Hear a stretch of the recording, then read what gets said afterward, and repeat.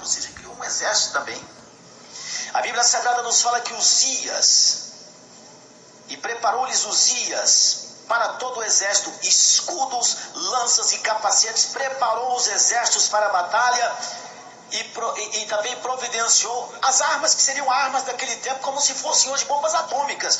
Providenciou atiradeiras ou fundas para lançar pedras.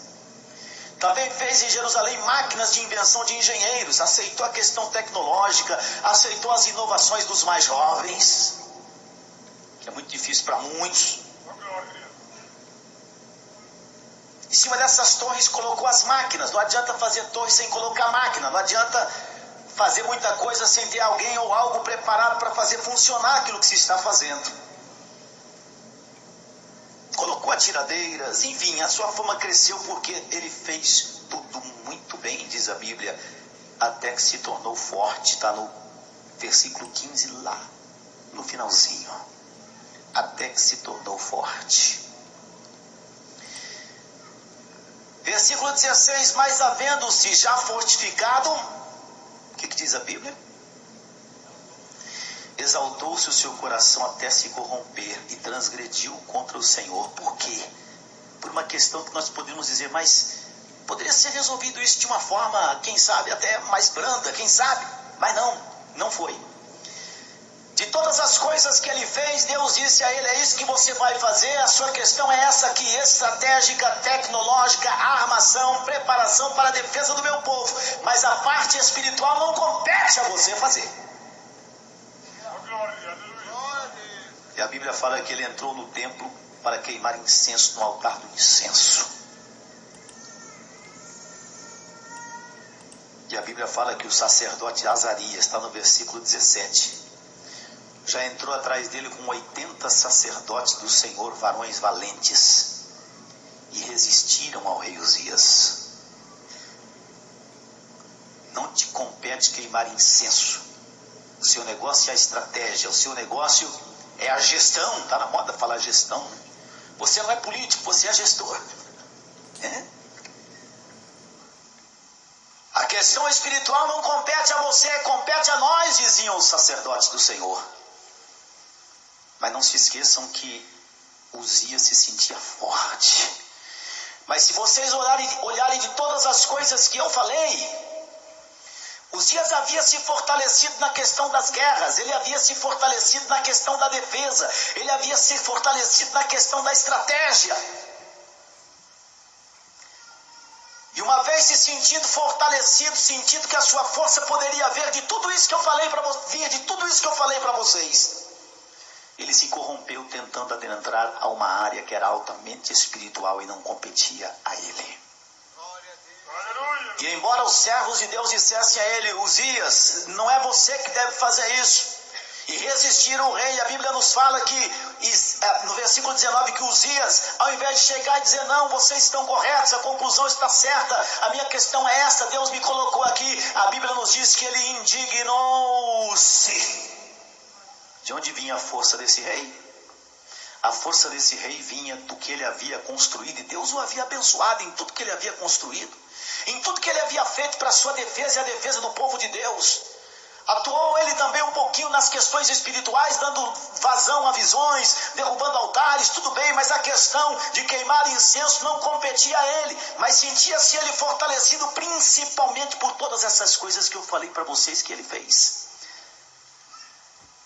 Mas de repente vem os sacerdotes do Senhor.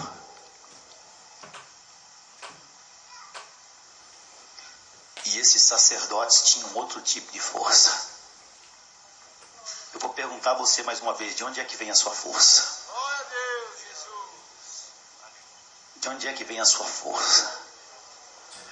Se você está numa situação onde Deus te colocou, Deus permitiu você estar. Por que você está lá? Quem o colocou? E de onde é que veio a força para colocar você onde é que você está? Uzias resistiu a 80 homens que não tinham uma lança sequer.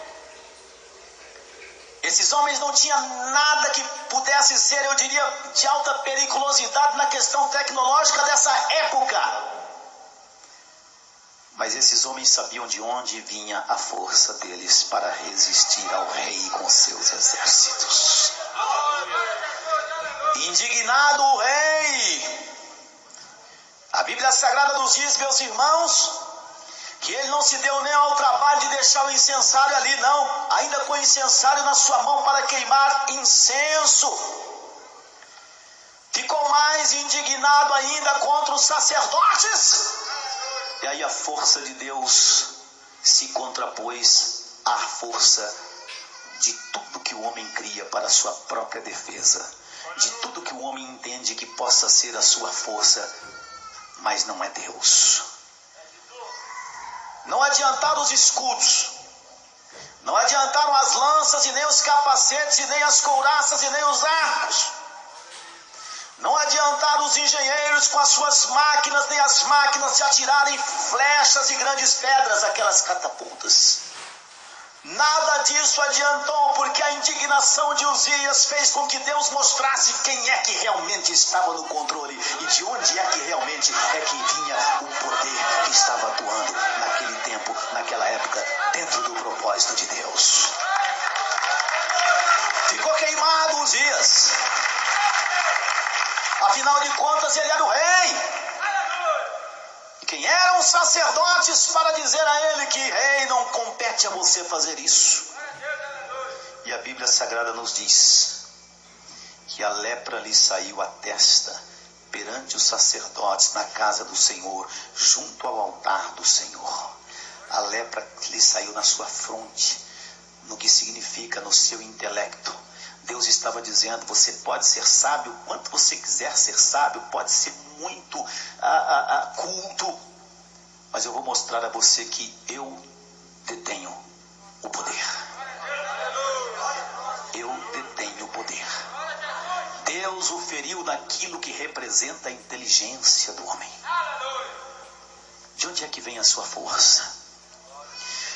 A força desses homens de Deus vinha de Deus. Se Deus não agisse e o rei dissesse que venham os soldados, que venham os homens com as flechas e tragam as pedras grandes, vamos massacrar e fazer desses sacerdotes mingau. Isso certamente aconteceria.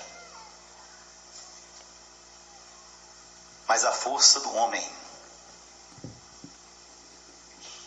é até um ultraje tentar compará-la à força de Deus. De onde é que vem a sua força? Eu volto, meus irmãos, já falando de Uzias, eu volto para Sansão. Sansão achou que se livraria mais uma vez. E eu perguntei aos irmãos qual foi o maior erro que vocês poderiam de repente atribuir, só a título de conversa entre nós mesmos. A Sansão, um falou que era isso, a desobediência, a rebeldia, cortou o cabelo. Mas o maior erro de Sansão foi exatamente não acreditar a Deus a sua força. Ele chegou a acreditar que realmente a sua força estava apenas e tão somente no seu cabelo crescido. Você vai dizer, mas não é isso que a Bíblia fala? Inclusive tem dois versículos aqui para baixo, no 22 a Bíblia fala, e o cabelo da sua cabeça lhe começou a crescer como quando foi rapado. Por isso que eu li o versículo 28. Ora, se o cabelo já estava grande como quando foi rapado, então era só ele se levantar e falar, traga a coluna aí que eu vou matar mais gente do que matei em toda a minha vida. Mas não. No versículo 28 ele havia entendido que a sua força vinha do Senhor. Já eu diria que a situação já estava bem complicada, é verdade. Mas louvo a Deus por ele ter entendido que a sua força não era questão do seu cabelo, fazia parte da obediência. Não era questão do seu nazireado, fazia parte, eu diria também, do que Deus havia instituído para a vida dele. Não resta a menor dúvida. Os seus erros e os seus defeitos, é claro que também enfraquecem. Erros e defeitos e pecados enfraquecem a vida das pessoas, é verdade.